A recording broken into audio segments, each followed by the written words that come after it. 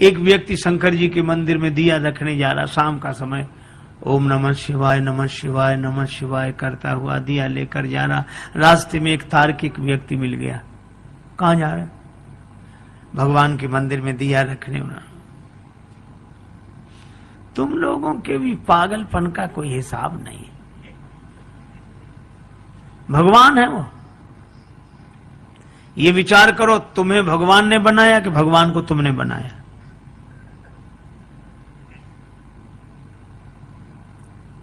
वो आदमी सोचने लगा कि हम तो भगवान की पूजा के लिए जा रही, कहां से तर्क करने वाला रास्ते में मिल गया ये। तो उसने कहा कि भैया तुम बताओ क्या करें हम तो मंदिर में दिया रखने जा रहे हैं, पूर्वजों से हमारे सब पितर यही करते आए हैं। तो वो क्या बोला, इतने दिनों से गलती चली आए तो क्या सही मान ली जाएगी? इसका अर्थ तुम भी गलत, तुम्हारी पीढ़ियां भी गलत। उस व्यक्ति ने कहा तो हम क्या करें ये बताओ। वो बोला विचार करो, ये दिए में ज्योति कहां से आई? अब है विचित्र बात की नहीं? अब दिए में ज्योति कहां से आई? उस व्यक्ति ने सोचा कि अगर हम कह दें कि माचिस की तीली से आई, तो ये पूछेगा कि तीली में कहां से आई। इस कहां का तो अंत ही नहीं है। उस व्यक्ति ने बड़ा अच्छा काम किया। जैसे उसने पूछा कि दिए में ज्योति कहां से आई, उसने फूंक मारकर दिया ही बुझा दिया। जैसे ही दिया बुझाया तो उस व्यक्ति ने कहा कि तुमने दिया क्यों बुझा दिया? तो यह व्यक्ति बोला कि अब तुम ही बताओ दिए की ज्योति कहां गई?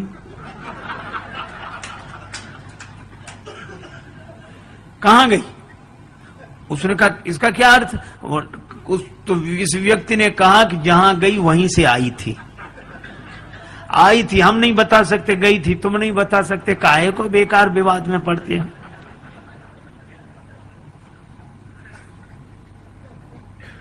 अच्छा, इस तर्क से कुछ हल भी नहीं होता, कुछ हाथ भी नहीं लगता। तर्क से आप कुछ भी सिद्ध कर दो। महाभारतकार कहते हैं तर्को अप्रतिष्ठा। इस तर्क की कोई प्रतिष्ठा नहीं है।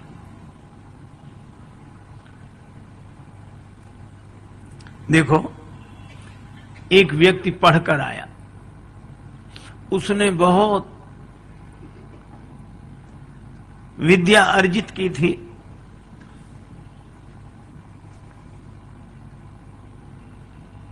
मां ने कहा कि बेटा तू अभी अभी लौटा है, स्वल्पाहार कर ले, 2 लड्डू खा ले। बेटा बोला पहले मेरी विद्या का चमत्कार देखो जो मैंने पढ़ा है। मां बोली क्या चमत्कार? बेटा बोला असंभव को संभव सिद्ध कर दूं। मां बोली कैसे करेगा? जो है नहीं उसको कैसे सिद्ध करेगा? पिता भी पास आकर बैठ गया कि देखें इसकी विद्या। बेटा बोला कि लड्डू कितने रखे हैं? मां बोली 2। बेटा बोला 3। कहा कैसे? बोले अभी सिद्ध कर देता हूं। कहा गिनो। मां ने गिनना शुरू किया। 1 लड्डू में 1, दूसरे लड्डू पर उंगली रखी 2। बेटा बोला 2 और 1 3। अब मां इधर से भी गिने 1, बेटा कहे ठीक 2, बेटा तुरंत कहे 2 और 1 3। गणित का सिद्धांत, जहां 2 और 1 वहां 3 तो होते ही हैं। अब मां ने कहा कि बेटा मैं सिद्ध भले ही ना कर पाऊं पर लड्डू तो 2 हैं। बेटा बोला सिद्ध करो तो मानो, लड्डू तो 3 हैं। उसका पिता बैठा था पास में, और पिता भी तो उसी का पिता था। उसने कहा कि बेटा तुम्हारी मां बिना पढ़ी लिखी है, समझती नहीं है, पर मुझे साफ साफ दिखाई दे रहे लड्डू 3 है। तुमने जो सिद्ध किया बिल्कुल सही, लड्डू 3 है। अब एक काम करना। कहा क्या? कहा 1 लड्डू मैं खा लूंगा, दूसरा लड्डू तुम्हारी मां खा लेगी और तीसरा तुम खा लेना।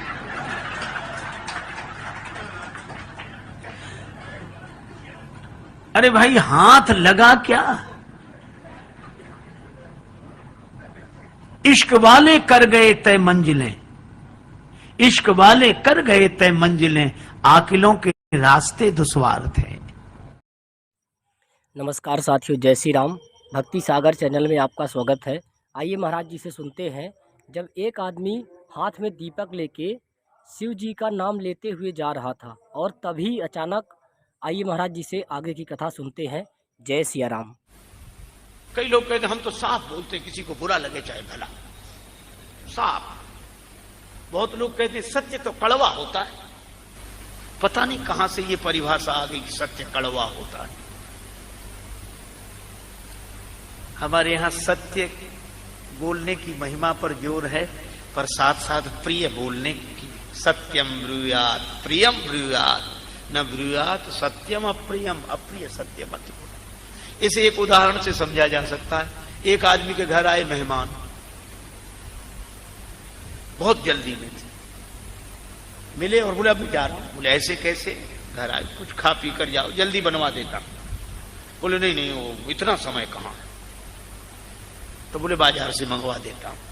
पिता ने 10 रुपए दिए, अपने बेटे को भेजा कि गरम गरम जलेबी ले आओ। बेटा जाने लगा, पिता बोला देख लेना, गरम गरम का मतलब समझते हो क्या? बोले जैसे ही कढ़ाई से निकले वैसे ही। बेटा गया, हलवाई जलेबी बना रहा था। एक कढ़ाई से जैसे ही उसने जलेबी निकाली और दूसरी कढ़ाई में डालने लगा, चाशनी वाली। बेटा बोला ये क्या गड़बड़ करते हो?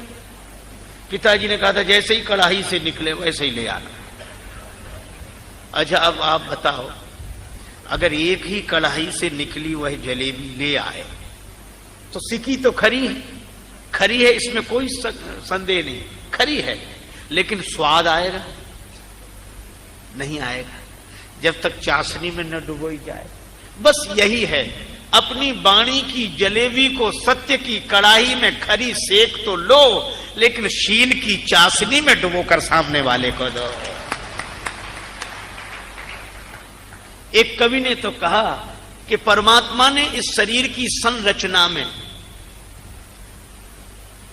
अस्थि का उपयोग किया है। प्रत्येक अंग में हड्डियां ही हड्डियां हैं, लेकिन एक यह जिह्वा ऐसी है कि इसमें कोई अस्थि का प्रयोग नहीं किया। क्यों? उस कवि ने कहा कि कुदरत को ना पसंद थी सख्ती बयान में, कुदरत को ना पसंद है सख्ती बयान में, इसीलिए तो दी नहीं हड्डी जवान में। भरत जी के द्वारा यह उपदेश लेना चाहिए कि अपने से बड़ों की बात का पहले मंडन करो, ऐसे नहीं सुनते ही वो बेचारे बोले नहीं नहीं नहीं ये ऐसा ऐसा नहीं, ये ठीक नहीं, तो हम सुनेंगे नहीं। अब ये कोई बात हुई? अपमान होगा। लोग जब दुखी होते हैं तो बड़ा आंदोलन मचाते हैं, आंदोलन करते हैं, शोर मचाते हैं। रोटी कपड़ा और मकान मांग रहा है हिंदुस्तान, पुराना नारा है। रोटी चाहिए, बिल्कुल चाहिए, पर आप विचार करना, भोजन बहुत कीमती है शरीर के लिए, बहुत कीमती है। ये पेट बड़ा विचित्र है। शारीरिक संरचना में देखें तो पेट सबके आगे लगा हुआ है, पर विडंबना यह है कि यह लगा है आगे और पड़ा है पीछे। सबके आगे लगा है, पीछे पड़ा। भगवान शंकराचार्य कहते हैं उदर निमित्तम बहुकृत वेशा, उदर ये पेट सबके पीछे पड़ा। अच्छा देखो, लोग कहते हैं कि मौत सबसे बड़ी है, मौत से बड़ा कोई नहीं। बिल्कुल ठीक कहते हैं, कोई ऐसा नहीं जो मौत से बच जाए, मौत बहुत बड़ी है। पर कबीरदास जी कहते हैं कि एक मौत से भी बड़ा है। कहा वो है कौन? कहा कि देखो मौत एक बार आती है, बार बार नहीं आती। एक महात्मा कहते थे कि डरना क्या, बार बार मरना नहीं है, एक बार बचना नहीं, और बार बार बचकर भी एक बार नहीं बचेंगे। मौत बहुत बड़ी है, लेकिन मौत से भी बड़ा कौन? मौत बार बार नहीं आती, पर यह भूख ऐसी है। शाम को भोजन करे कोई, या दोपहर को जिन्होंने किया होगा, उस समय को एक और ले लो, एक बस, अब पीछे मत पड़ो। हम देखो बस ऐसे लगता है जैसे जिंदगी भर अब खाएंगे ही नहीं। और 2-3 घंटे बाद ही शाम हुई, ले आओ भैया कुछ अब तो दो।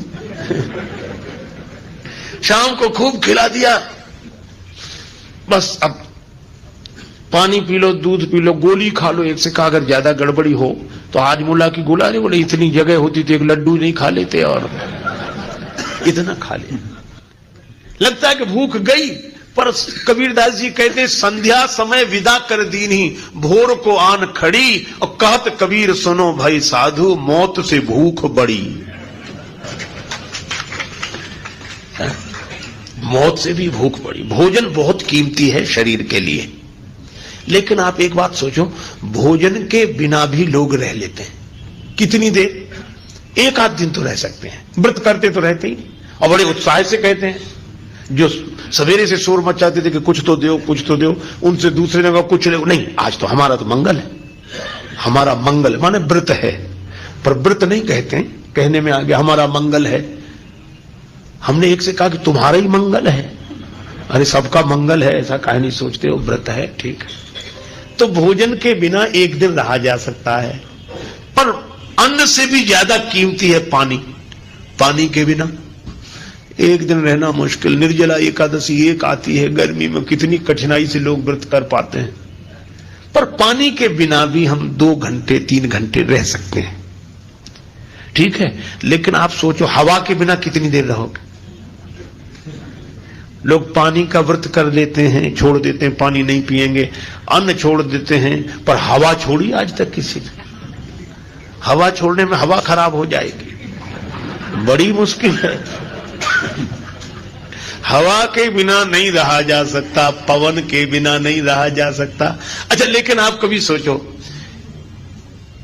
शोर मचाया रोटी के लिए, शोर मचाया पानी के लिए, किसी ने हवा के लिए शोर मचाया जो सबसे ज्यादा कीमती है, पर उसकी जरूरत क्यों नहीं महसूस हुई? क्योंकि वह पवन सबका प्राण होने के बाद, जिसके बिना एक क्षण नहीं रहा जा सकता, वो इतनी आसानी से सबको मिल गया है कि उसकी कीमत हमें समझ में नहीं आ रही। तो जैसे पवन सबसे अधिक कीमती है, पवन से ज्यादा कीमती कोई नहीं है, पर सहजता से मिल गई है पवन, इसलिए हमें उसकी कीमत समझ में नहीं आ रही। इसी तरह राम जी की लीला में सबसे अधिक महत्वपूर्ण अगर कोई है तो हनुमान जी हैं, पर हनुमान जी इतने निरभिमानी हैं, इतने आसानी से मिल गए हैं कि हमें उनकी महिमा समझ में नहीं आती। हम अतुलित बल धामम कहते हैं तो लोग सोचते हैं कि शायद होंगे, कह तो रहे तो होंगे भाई। इसीलिए पवन सुत नामा, वे पवन पुत्र हैं। पवन सबसे ज्यादा महिमामय होने के बाद भी दिखता नहीं है और आसानी से मिल जाता है। एक सज्जन बोले अगर आसानी से मिल गए हैं हनुमान जी तो दिखते क्यों नहीं? हमने कहा पवन दिखते, पवन आसानी से मिल गया है, लेकिन पवन दिखता है क्या? हनुमान जी भी पवन सुत हैं। तो तुलसीदास जी यह कहना चाहते हैं कि वे ना भी दिखे तो भी उनकी उपस्थिति अपने साथ ही अनुभव करो, क्योंकि वे पवन पुत्र हैं। अंजनी पुत्र पवन सुत नामा।